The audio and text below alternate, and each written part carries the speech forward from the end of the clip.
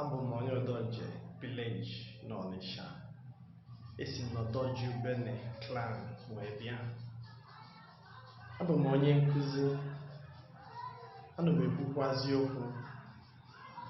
Ana m akwado asụsụ Ọnịsha. Asụsụ Ọnịsha bụ asụsụ maọbụla onwe ya.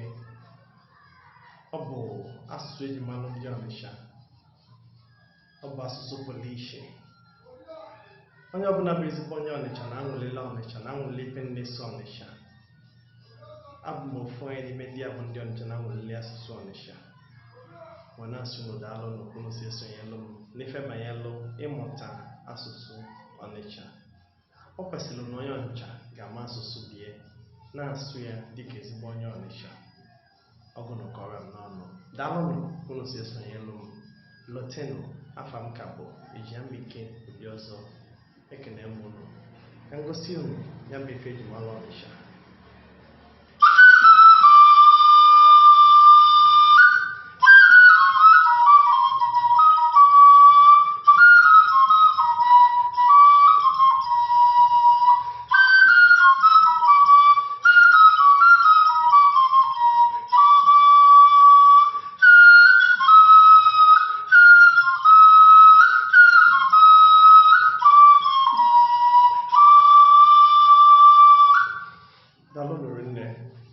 Lotenụ, kwadobenụ asụsụ Ọnịsha ka ụmụ anyị wee malụ asụsụ anyị wee nwee ike wee lote ebe anyị si wee bịa.